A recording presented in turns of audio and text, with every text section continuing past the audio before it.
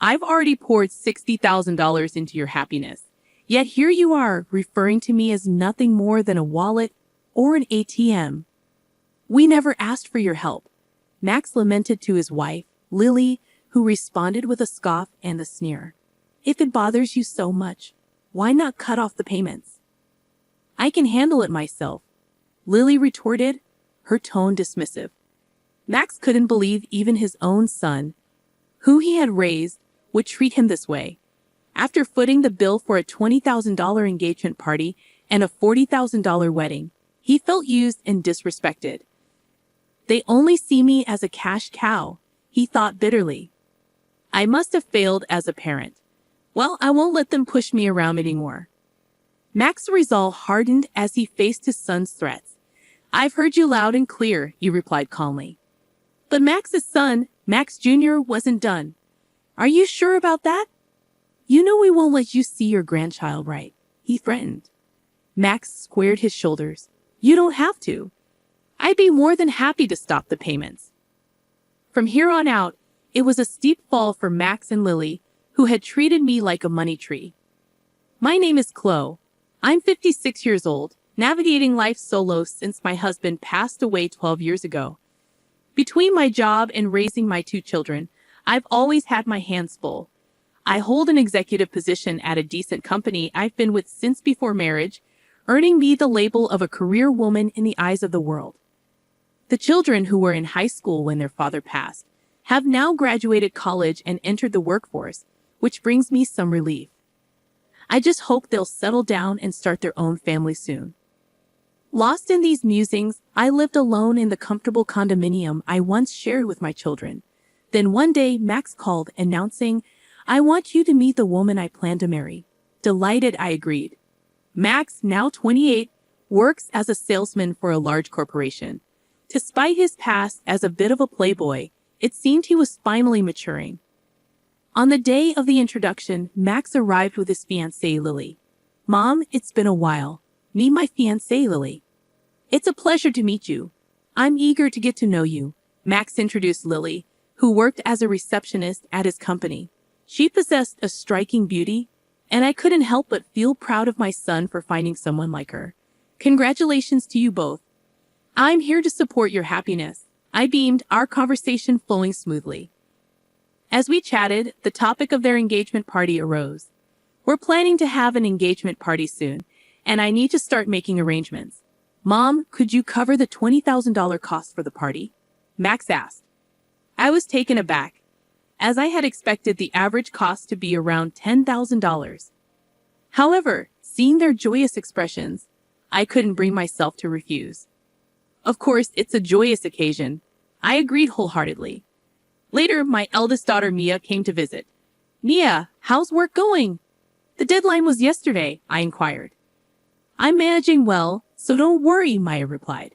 She worked as a manga artist, and though she hadn't yet achieved a major success, she had her own series and was able to make a living from her passion. By the way, Mom, Max is getting married, isn't he? She asked, changing the subject.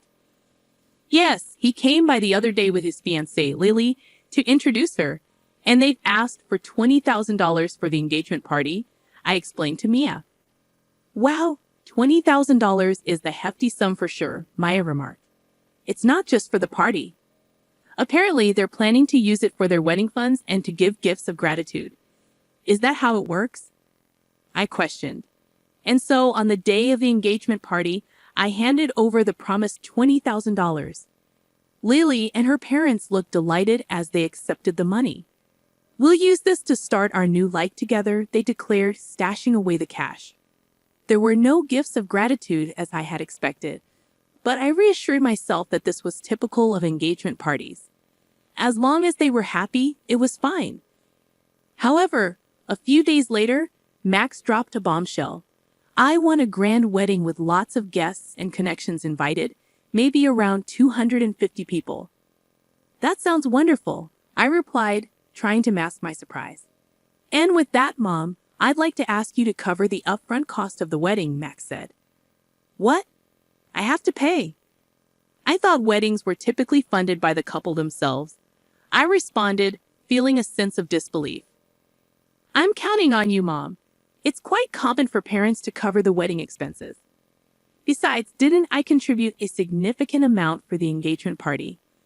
Lily's parents aren't in a position to help financially, and I promised to repay you for the wedding gift, Max explained reluctantly. As I opened the bill Max had brought, my shock was palpable. The amount stated was a staggering $40,000. The idea of such an upfront cost made my head spin. Just how extravagant were their wedding plans? Wait a minute, isn't this a bit excessive? Why not plan a wedding within your means? I questioned. It's a once-in-a-lifetime event, and Lily doesn't want to compromise. Besides, don't you want Lily's parents to witness how happy she is? Max countered, leaving me feeling cornered. Feeling pressured, I couldn't bring myself to refuse. All right, it's indeed a joyous, once-in-a-lifetime occasion, I conceded. Upon seeing my reluctant consent, Max smiled and thanked me before leaving the room. Later, I transferred the hefty upfront cost of $40,000 to the wedding venue. It pained me to use the money I had diligently saved for my retirement, but I convinced myself it was for my child's happiness. 2 months later, on the wedding day, the venue surpassed my expectations in luxury. Mia and I had arrived early in the morning to change into our dresses and prepare our hair. As I approached the door to the bride and groom's dressing room, I unintentionally overheard their conversation. I can't believe we're having such a lavish wedding, all thanks to Mom, Lily exclaimed. Absolutely. She gave us $20,000 for the engagement party, and I even managed to buy a new bag. She's like a great wallet, more like an ATM. Let's keep withdrawing from it, Max. Max chimed in. That's rather harsh. Mia and I listened in disbelief.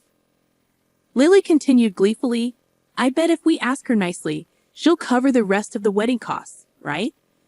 Of course she will. Leave it to me. Then we can use the wedding gift for a honeymoon trip to Hawaii. And why not bring my parents along? Perhaps we could even buy a high-rise apartment for our new home, Max added enthusiastically. That sounds perfect. Let's get my mother to cover the cost. She does have the money after all, Lily agreed. My hand trembled as I raised it to knock on the door. Sensing my distress, Mia gently led me away. With steady breaths, I squeezed Mia's hand, resting on my shoulder and whispered, Mia, there's something I need you to look into once the ceremony starts. Of course, Mom. Leave it to me. And so, Max and Lily's wedding commenced. As I watched their vows in the chapel and listened to the toasts at the reception, my mind lingered on their earlier conversation. Presenting the groom's mother, Chloe, the MC announced, and as the spotlight fell on me, all I could manage was a bow. Maya returned from her rounds of toasting and joined me. Mom, I checked with Lily's relatives.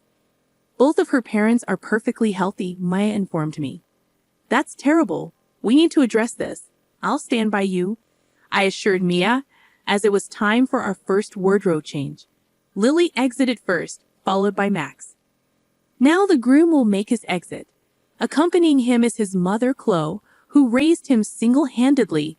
The announcement was made, prompting me to walk down the aisle to meet Max. Max, a little tipsy and in high spirits, declared to the MC's microphone, "This is my amazing mom." Keeping a composed expression, I walked beside Max, exiting the hall, and headed straight to the dressing room where Maya was waiting. Max, there's something I need to discuss with you, Mia began. What is it, sis? Make it quick. I need to change and get back, Max replied curtly as he started to undress. Mia and I exchanged a glance, both unsettled by his demeanor. How could he speak about Mom that way? Huh? You were eavesdropping? Well, whatever, Max shrugged, dismissing Maya's concern, just as Lily entered the room, already in her wedding attire. Mother-in-law, sister-in-law, what's going on? Lily inquired, noticing the tension in the room. Mia confronted Lily. We've discovered that your parents are healthy and have stable jobs. Why are you making our mom foot the bill for everything? What's going on? Lily reacted dramatically, exclaiming, Oh, was this some sort of sister-in-law bullying? How terrifying. My patience wore thin at Lily's dismissive tone. I've already shelled out $60,000. hoping for your happiness, and yet you treat people like they're just wallets, ATMs. What kind of attitude is that? I snapped, frustration evident in my voice. Lily merely chuckled as if it were a joke. Acting all self-important over such a paltry sum. We don't owe you anything. Plus, it's customary for the groom's parents to cover the wedding costs, isn't it? Lily retorted. But you lied about your parents' help to splurge on a new bag. And yes, I overheard. It's a terrible habit to eavesdrop, Maya interjected. Mind your tongue, Mia, Lily snapped back, visibly irritated. She then turned her attention to Mia, saying, I won't take scolding from an older sister who's still single at 30, pursuing some eccentric career as a manga artist. Your nerdy tendencies are probably why you're still unmarried. Max chimed in, mocking Maya further. That's right, you're a lost cause when it comes to marriage, sis. Infuriated by their disrespect, I attempted to reprimand them, but Max laughed it off. If you're going to speak like that, why don't you try cutting off the payments? After all, I'm an elite, he jeered. I can handle it just fine. It would be a pity to lose the cash cow, Lily remarked, her tone dripping with sarcasm. I felt a pang of disappointment. I had contributed $20,000 for the engagement party and $40,000 for the wedding, and yet this was how they chose to treat me? No appreciation, only cruelty. Doubts crept in about where I might have gone wrong in raising my son. Enough was enough. I refused to be manipulated any longer. I've heard everything you've said. Are you sure about that? If you don't cooperate, you won't get to see your grandchild, Max threatened. But I stood my ground firmly. That's all right. There's no need to bring them around. I'll gladly cease the payments. Max and Lily stared at me, stunned into silence. I'm cutting ties here. I wish you both the best, I declared as I took Mia's hand, and we made our exit from the venue.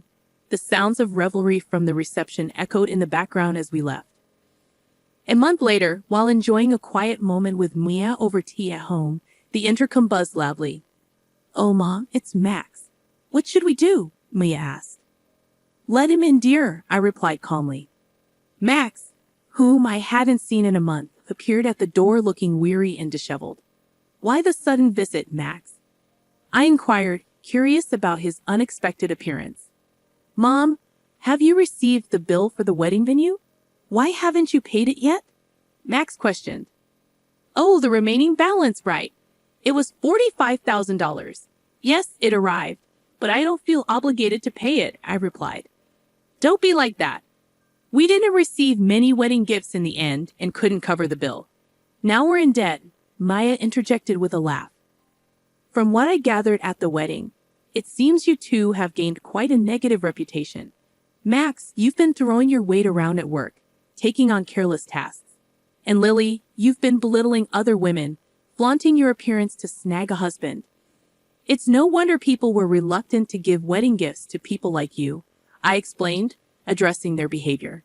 Hey sis, stay out of this, Max snapped, visibly angered. Mia remained composed, responding, Oh, how intimidating.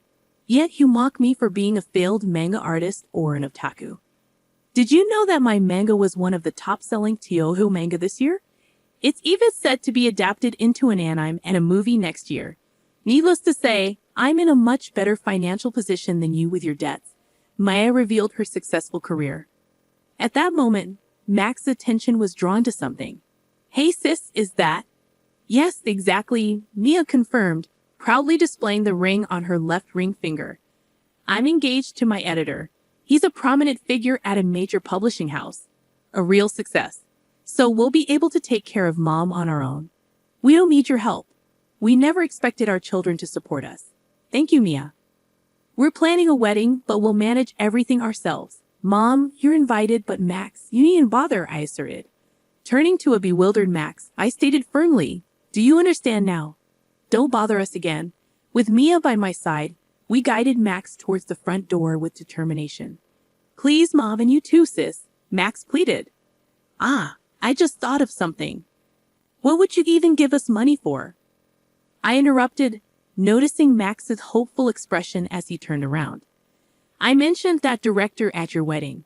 Turns out I didn't realize it at the time, but he's actually a client of my company. It seemed you were extending all those undue privileges because of my association. However, I've instructed them to cease such favors, I explained. I had no idea about this, Max began, but I cut him off. Please just deal with it yourself. Goodbye, I said firmly. Mia and I escorted Max out and securely locked the door behind him. Max continued to cause a commotion outside, but after some time of ignoring him, the noise eventually subsided. A year has passed since that incident. Immediately afterward, I made the decision to sell the house to prevent any future visits from Max and Lily. I purchased an apartment with elderly services, ensuring a comfortable living environment for my old age. According to a neighbor from my condo, Max and Lily showed up and caused a scene, questioning my absence. This only affirmed the wisdom of my choice. As for Max and Lily, they'd abandoned their aspirations for a luxury high-rise apartment and now reside in a cramped space. Max, it appears, faced demotion following a review of his actions. Perhaps wounded by the loss of his elite status, Max's behavior has only worsened over time. It's surprising he hasn't been terminated from his job yet. Lily, who quit her job upon marriage, continued her extravagant spending for a while, but their finances quickly dwindled. Despite their debts, Lily's lavish habits remain unchanged, and her parents persistently demand money. Allegedly, they argue daily. I can only hope that they come to understand the value of hard-earned money and learn to appreciate those around them. However, that might be too much to ask of them. Thankfully, I still maintain a close bond with Mia. Her husband is a kind-hearted man who treats me with great respect, and they are expecting a baby. I eagerly anticipate spoiling my beloved daughter and grandchild. The thought of their arrival motivates me to keep going every day.